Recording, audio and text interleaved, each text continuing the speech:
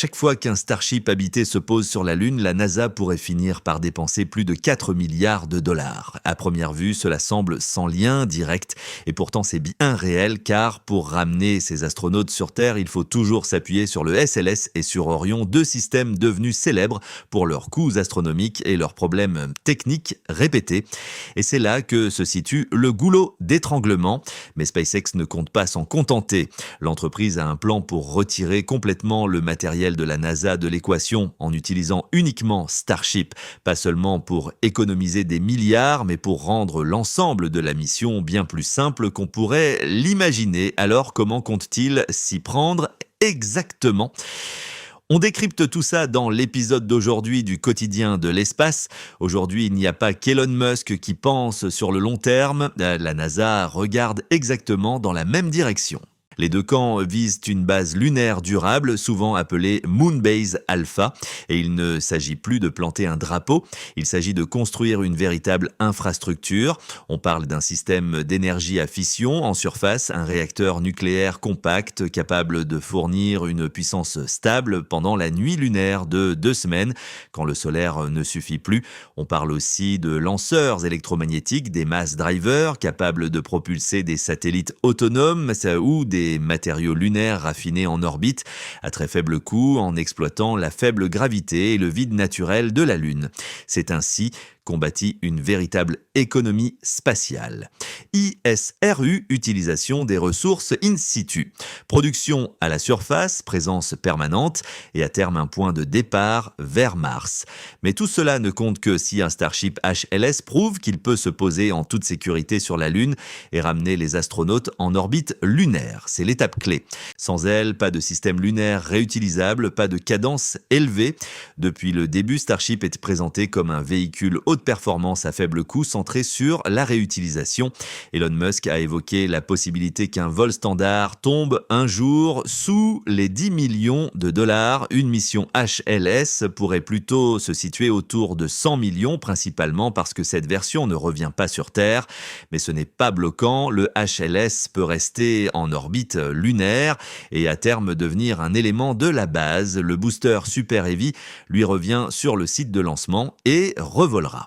Le vrai problème est ailleurs, même si Starship HLS réussit à déposer des astronautes sur la surface lunaire, puis à les ramener en orbite lunaire, l'aller-retour entre la Terre et la Lune dépend toujours entièrement de l'architecture historique de la NASA, le Space Launch System et Orion.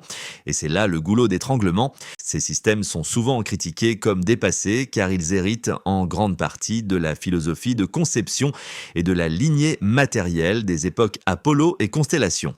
Ils ne sont pas réutilisables, leurs chaînes de production sont complexes et le coût reflète cette réalité. Chaque lancement SLS est estimé entre 2 et 4 milliards de dollars sans compter Orion. La fragilité technique n'arrange rien. Le 19 février, la NASA a réalisé une seconde répétition générale de remplissage pour Artemis 2, un test complet de chargement en ergol. Sur le papier, c'était un progrès, mais peu après, les ingénieurs ont détecté une perturbation sérieuse du flux d'hélium dans l'interim cryogenic propulsion stage. Le problème a forcé le retour de l'ensemble de la fusée au Vehicle Assembly Building pour inspection et réparation, supprimant la fenêtre de lancement de mars 2026 et repoussant la mission au moins à avril, peut-être au-delà. C'est ce schéma qui transforme Artemis en programme lent, extrêmement coûteux, vulnérable au retard technique répété. À l'opposé à la philosophie, Starship repose sur la réutilisation rapide, un coût marginal faible par vol et une cadence élevée. Maintenant, regardons la vision à long terme. Construire Moonbase Alpha ne nécessitera pas seulement 2 astronautes. Il pourrait en falloir 20 ou plus sur plusieurs missions. Avec le modèle actuel SLS Orion, cela pourrait représenter 20 à 40 milliards de dollars largement financés par les contribuables. La question devient donc évidente. Pourquoi ne pas retirer complètement SLS et Orion de la chaîne de transport lunaire ? Si le trajet Terre-Lune était assuré uniquement par l'architecture Starship, le coût des missions pourrait chuter d'un ordre de grandeur. Au lieu de lancement à plusieurs milliards, les dépenses principales concerneraient les ergols pour Super Heavy et la production d'une version HLS de Starship, potentiellement potentiellement sous les 100 millions de dollars par véhicule. En ajoutant les salaires des équipages et les opérations, on ne parlerait plus de missions à plusieurs milliards. Sur le papier, l'argument économique tient, et ce n'est pas qu'une hypothèse. Fin octobre 2025, après avoir analysé les données du vol, 11 de Starship SpaceX semblent avoir identifié un élément clé. Ce qu'ils ont découvert a clairement renforcé leur confiance, au point de proposer officiellement à la NASA une architecture de mission simplifiée pour Artemis 3 et les missions suivantes. Les détails complets n'ont pas été rendus publics, mais d'après ce que l'on sait, cette simplification irait probablement dans l'une de deux directions. Première option la plus radicale, supprimer entièrement SLS et Orion. Autrement dit, assurer le transport des astronautes entre la Terre et la Lune uniquement avec du matériel basé sur Starship. Deuxième option, réduire le nombre de lancements de ravitaillement orbital nécessaires pour préparer le HLS à sa descente lunaire afin de simplifier la campagne et de diminuer la complexité opérationnelle. La plupart des analystes pensent que la première option est la plus audacieuse et donc la plus fascinante, car si SpaceX propose réellement d'écarter SLS et Orion de l'équation, cela transformerait en profondeur toute l'architecture du programme Artemis. Alors si c'est vraiment le scénario envisagé, comment pourrait-il s'y prendre concrètement? La séquence pourrait commencer d'une manière étonnamment simple. La NASA continuerait d'utiliser Orion, assemblé comme aujourd'hui.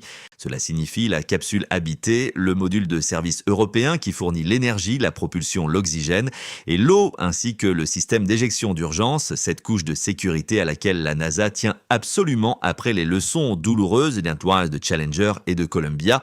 L'ensemble représente entre 35 et 50 tonnes.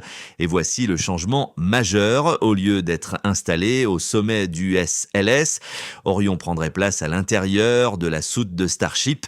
Starship décollerait depuis le complexe LC-39A au Kennedy Space Center ou éventuellement depuis un nouveau pas de tir de SpaceX.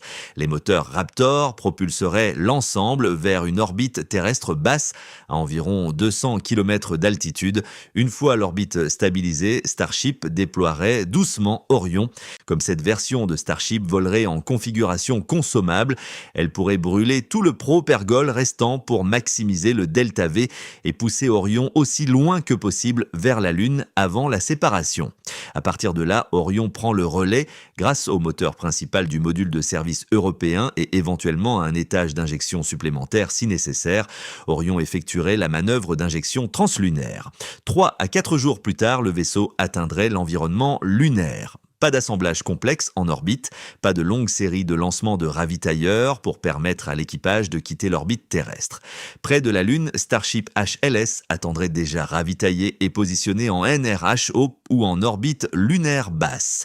Les 4 astronautes se passeraient d'Orion à HLS, descendraient vers le pôle sud lunaire, peut-être près du cratère Shackleton ou d'autres sites scientifiques à fort intérêt. Ils mèneraient des sorties extravéhiculaires, déploieraient des instruments, collecteraient des échantillons et resteraient plusieurs jours, voire quelques semaines. Une fois la mission de surface terminée, HLS redécollerait, reviendrait en orbite lunaire et s'amarrerait de nouveau à Orion. L'équipage serait transféré. HLS pourrait rester dans l'espace lunaire comme élément d'infrastructure ou suivre le plan de réutilisation que SpaceX décidera d'adopter. Orion effectuerait ensuite la manœuvre de retour, accélérerait vers la Terre, rentrerait dans l'atmosphère à grande vitesse grâce à son bouclier thermique éprouvé, puis amérirait dans l'océan sans SLS. Ce seul changement pourrait éliminer 2 à 3 milliards de dollars par mission, éviter les retards récurrents liés aux fuites d'hydrogène et offrir une flexibilité de lancement bien plus grande. En parallèle, cela consacrerait Starship comme le véritable lanceur lourd de l'architecture lunaire. Alors qu'en pensez-vous? Est-ce que ce scénario vous paraît plus simple et moins coûteux? Si vous n'êtes toujours pas convaincu, regardons une deuxième approche, une architecture qui ne nécessite ni SLS ni Orion. Ici, le concept repose entièrement sur Starship comme un système unifié et totalement réutilisable, affiné au fil des récents vols d'essai où le ravitaillement en orbite commence à montrer de réels progrès. La séquence débute en orbite terrestre basse. Mais au lieu de lancer un seul véhicule, HLS SpaceX en lancerait deux.